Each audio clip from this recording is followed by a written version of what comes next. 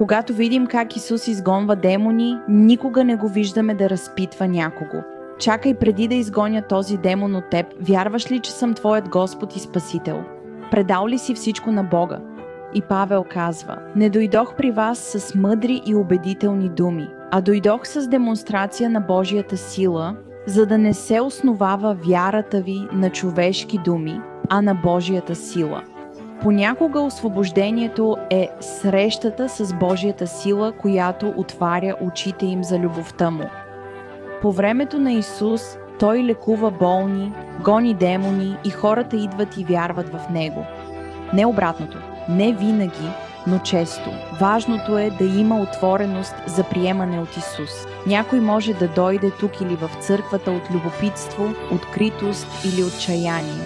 Може да си мислят: не знам дали Исус е истински. Просто не знам. Не знам кой Бог е истински, но чух тези свидетелства и ще проверя. И те идват, и тогава Бог ги избавя. Така Бог им показва любовта си и че е реален. И това води до спасение. Нашата задача е да освободим Божията сила, без да я налагаме. После зависи от човека дали ще приеме Божията любов и ще му се отдаде. Важно е да проповядваме за отдаденост и поддържане на избавлението.